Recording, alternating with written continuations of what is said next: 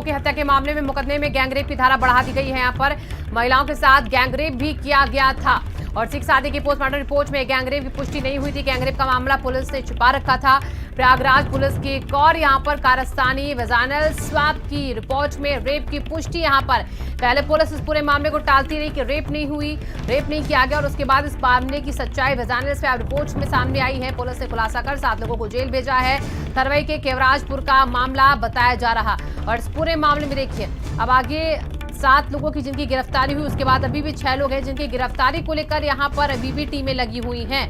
इस मामले में पुलिस ने केस दर्ज किया, मामले को आगे बढ़ाया, लेकिन रेप की पुष्टि की जो बात कही जा रही थी उससे यहां पर पुलिस का इनकार रहा। पोस्टमार्टम रिपोर्ट में भी और उसके बाद जब वेजाइनल स्वाब की रिपोर्ट आई तो उसमें रेप की पुष्टि की गई है। प्रयागराज पुलिस का एक और ये कारनामा सामने है जहां पर रेप की बात से पुलिस इनकार करती रही कि यहां पर रेप नहीं किया गया महिलाओं के साथ, लेकिन उसके बाद जब वेजाइनल स्वाब की रिपोर्ट तो उसमें इस बात का खुलासा किया गया है। तो थरवे के केवराजपुर का मामला जहां पर देखिए 5 लोगों की हत्या कर दी गई थी, 5 लोगों को मौत के घाट उतार दिया गया था, रेप किया गया था महिलाओं का और इस मामले में अब क्लियरेंस जो है वो और मिलता हुआ रेप की धारा जो है वो बढ़ा दी गई है मुकदमे में और इसी के साथ यहाँ पर पुलिस आगे और सख्त एक्शन। लेकिन 6 लोग जो अभी भी फरार हैं उनको ढूंढने का काम यहाँ पर इस मामले में किया जा रहा है। 7 लोगों को अभी तक पुलिस ने इस पूरे मामले में अरेस्ट कर लिया है। तो 7 लोगों की देखिए इसमें गिरफ्तारी हो चुकी है, लेकिन इसी के साथ लेकिन अभी भी जो बचे लोग हैं, जो 6 लोग बताए जा रहे हैं, उनकी भी यहाँ पर गिरफ्तारी को लेकर टीमें लगातार लगी हुई हैं। पुलिस ने खुलासा कर 7 लोगों को जेल भेजा। थरवई के केवराजपुर का मामला बताया जा रहा है। गैंगरेप का मामला पुलिस ने यहाँ पर इस पूरे मामले में जो रिपोर्ट है उसके आधार पर इस बात का जिक्र किया है।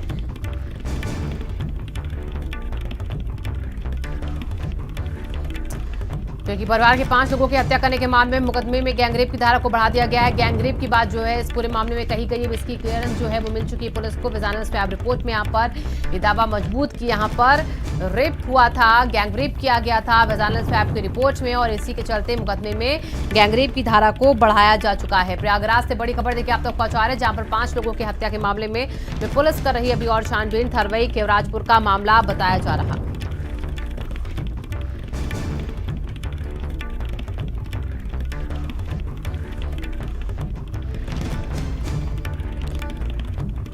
तो पुलिस ने बाकायदा देखिए जब गिरफ्तारी की थी तो एक प्रेस कॉन्फ्रेंस भी करी थी, लेकिन अभी भी इस मामले में कई लोग जो हैं उनकी गिरफ्तारी होना यहाँ पर बाकी है।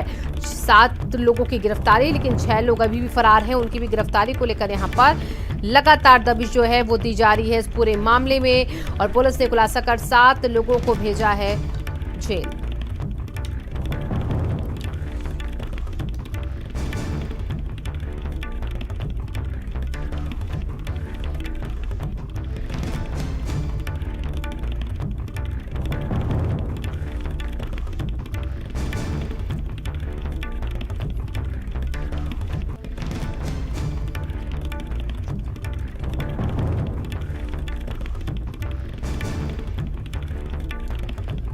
पोस्टमार्टम रिपोर्ट में यहाँ पर गैंगरेप की पुष्टि ना होने का यहाँ पर जिक्र किया गया था, लेकिन उसके बाद जब वेजाइनल स्वाब रिपोर्ट आई तो उसमें इस मामले की पुष्टि की गई है। रेप की बात यहाँ पर, गैंगरेप की बात यहाँ पर कही गई है और गैंगरेप की धारा अब यहाँ पर केस में बढ़ा दी गई है।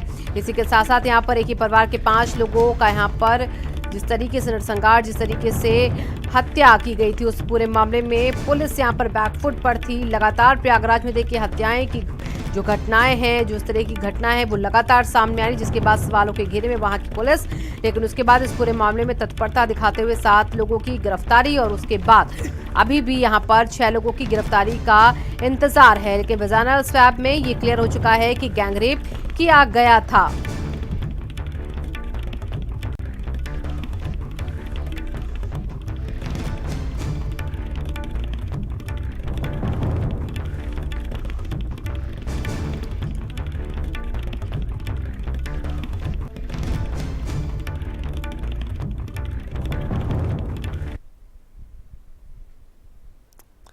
तो कि परिवार के 5 लोगों की हत्या के मामले में यहाँ पर देखिए मुकदमा यहाँ पर उसमें गैंगरेप की धारा को बढ़ाया गया है। महिलाओं के साथ यहाँ पर गैंगरेप किया गया था और इसके बाद यहाँ पर जांच को आगे भी बढ़ाया गया था। ये कहा गया था कि रेप की बात है, लेकिन इस मामले से पुलिस जो है वो इनकार करती रही। लेकिन उसके बाद जब वेजाइनल स्वैब की रिपोर्ट आई तो इस मामले में खुलासा हुआ है कि महिलाओं के साथ गैंगरेप किया गया था, जिसके चलते अब जो मुकदमा है उसमें गैंगरेप की धारा को बढ़ाकर और सख्त किया गया मुकदमा। लेकिन इसी के साथ अभी भी 6 लोगों की गिरफ्तारी का इंतजार बाकी है। 7 लोगों को सलाखों के पीछे भेजा जा चुका है। थरवई के केवराजपुर का मामला।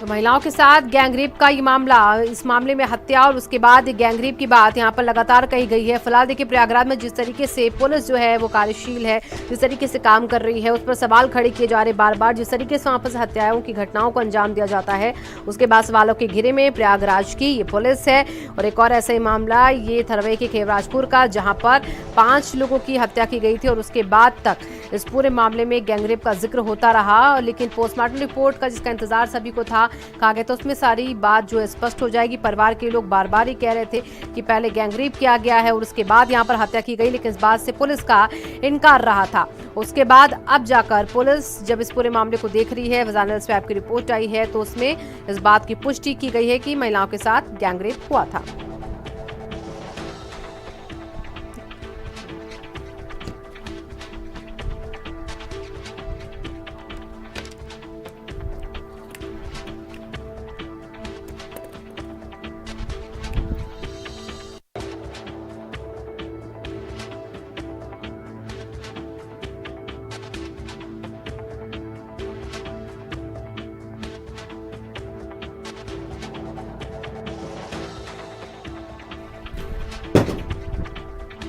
हमारे संवाददाता जुड़ चुके हैं इसी खबर पर ज्यादा जानकारी के साथ। धीरेन्द्र, इस पूरे मामले में देखिए अब पुलिस क्या कह रही है, क्योंकि पहले तो इनकार होता रहा कि गैंगरेप नहीं हुआ है, रेप नहीं किया गया है, लेकिन अब ये खुलासा कि इस पूरे मामले में गैंगरेप हुआ है।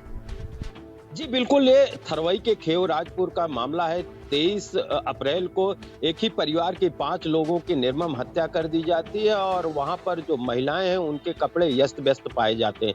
लगातार जो उनके परिजन हैं वो लगातार रेप के बाद हत्या की बात कह रहे थे, लेकिन पुलिस इस बात से इनकार करती रही। और यहाँ तक कि जब पीएम रिपोर्ट आई है तो एसएसपी ने खुद बयान दिया है कि इसमें रेप की पुष्टि नहीं हुई है, लेकिन स्लाइड को प्रयोगशाला के लिए भेजा गया था। वेजाइनल स्वैब की रिपोर्ट आई है, उसमें गैंग रेप की धारा मुकदमे में बढ़ा दी गई है। इसी बीच इस पूरे मामले में पुलिस ने खुलासा किया है, जिसमें 7 लोगों को गिरफ्तार किया है। 3 लोगों को इनकाउंटर के दौरान पकड़ा था। खुलासे के दौरान पुलिस ने भी स्वीकार किया है कि पूछताछ में इन लोगों ने बताया है कि हत्या के बाद महिलाओं के साथ ये दुष्कर्म की वारदात का अंजाम देते थे।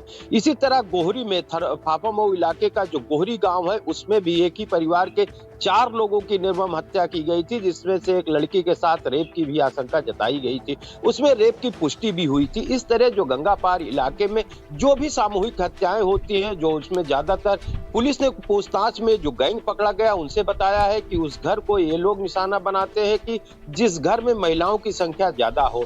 तो एक तरह से लूटपाट के इरादे से पुलिस कहती है कि हत्या की जाती है। लेकिन अगर हम बात करें कि जिस तरीके से एक ही परिवार के 5 लोगों की निर्मम हत्या की गई या 5 से अधिक गंगापार इलाके में जो सामूहिक परिवार का नरसंहार कर दिया पूरे गया। मामले में जिस तरीके से पुलिस ने अभी तक हवाला दिया था और परिवार के लोग बार बार कह रहे थे कि गैंगरेप किया गया है, बाद में हत्या हुई है, इस मामले से पुलिस ने पहले इनकार क्यों किया? क्योंकि अगर पोस्टमार्टम रिपोर्ट में सच्चाई सामने नहीं आती, आगे और भी प्रक्रिया होती है, उसको आगे बढ़ाते हुए ये क्यों नहीं कहा गया कि इस पूरे मामले में आगे जांच होगी, तब जाके स्पष्ट होगा कि रेप हुआ या नहीं हुआ? निश्चित तौर पे कहीं न कहीं इसमें जल्दबाजी पुलिस ने जरूर किया है कि जैसे ही पीएम रिपोर्ट में, हालांकि पुलिस ने कहा है कि पीएम रिपोर्ट में रेप की पुष्टि नहीं हुई है, लेकिन इसमें इसकी स्लाइड तैयार कर दी गई है और प्रयोगशाला के लिए भेजा गया है।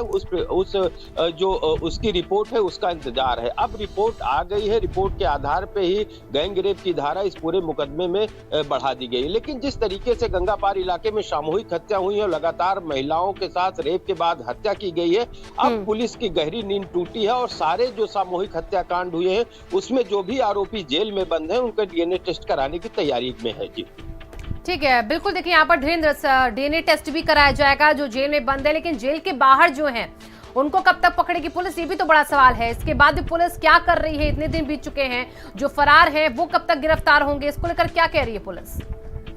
देखिए, ये अभी जो खुलासा किया गया है उसमें 6 लोग अभी भी फरार बताए जा रहे हैं। हालांकि ये अंतर्राज्यीय गिरोह बताया जा रहा है। इसमें कुछ लोग बिहार के बताए जा रहे हैं और कुछ यूपी के मिर्जापुर और प्रयागराज के हैं। इसमें 2 महिलाएं भी शामिल हैं, जिसमें एक महिला को गिरफ्तार कर जेल भेजा जा चुका है। इसमें 6 लोग अभी भी गिरफ्तार हैं। पुलिस की 7 टीमें बना दी गई है। लगातार उसमें पकड़ने का प्रयास किया जा रहा है, लेकिन अभी भी कोई भी जो 6 आरोपी फरार बताए जा रहे हैं अभी पुलिस की पकड़ से बाहर है। हालांकि इस पूरे मामले में एसटीएफ को भी लगाया गया था और एसआई की टीम का भी गठन कर दिया गया था, जो एसपी क्राइम के नेतृत्व में पूरे मामले की जांच की जा रही थी। इस धीरेन्द्र, देखिए यहाँ पर सवाल अब पुलिस पर खड़े हो रहे, क्योंकि पुलिस की जिम्मेदारी होती है आम जनता की सुरक्षा की। लगातार पुलिसिंग व्यवस्था को मजबूत करने की बात कही जाती है और ऐसे जो कांड वहां पर प्रयागराज में आए दिन सामने आ रहे हैं, लगातार हमने देखा हत्याएं हुई हैं, जघन्य अपराध हुए हैं। क्यों पुलिस इन सारी बातों को सामने नहीं रख पा रही थी? पुलिस क्या अपने इन वहां पर हो रही घटनाओं को छुपाने का काम कर रही थी, अपनी नाकामी को छिपाने का काम कर रही थी, और इसीलिए इन घटनाओं पर कोई गौर नहीं किया जा रहा था? देखिए, ये जो पुलिस ने खुलासा किया है, खुलासे के दौरान जो बताया है कि बिहार का गैंग था और ये फाफामऊ या रेलवे के आसपास जो हाईवे के घर हैं, हाईवे के पास में उस जगह पर ये लोग घटना को अंजाम देते हैं। ये गिरोह था जो लगातार पुलिस के मुताबिक ये काम कर रहा था और ये गिरोह ही सामूहिक हत्या करता था, उसके बाद घर में लूटपाट करता था। इस गिरोह चूंकि ज्यादातर सामूहिक हत्याओं में नामजद आरोपी कर दिया जाता है और पुलिस उन आरोपियों को अब उनके के खिलाफ जांच करने में जुट जाती थी, लेकिन इस पूरे मामले में बिल्कुल। देखिए धीरेन्द्र, यहाँ पर बाद में जांच की बात जरूर कही जाती है, लेकिन जिस गिरोह का हम लोग जिक्र कर रहे हैं, जिस गिरोह की यहाँ पर पुलिस बात कर रही है, ये गिरोह पहली घटना का तो अंजाम दे नहीं रहा था, पहले भी कई घटनाएं कर चुका है। तब पुलिस क्या कर रही थी? उस गिरोह को पकड़ने में क्यों नाकाम थी पुलिस? जी बिल्कुल शिवांगी, सबसे बड़ा सवाल यही है कि पिछले 5 सालों में करीब 6 ऐसे सामूहिक हत्याएं हुई हैं जिसमें 30 से अधिक लोगों की जान जा चुकी है।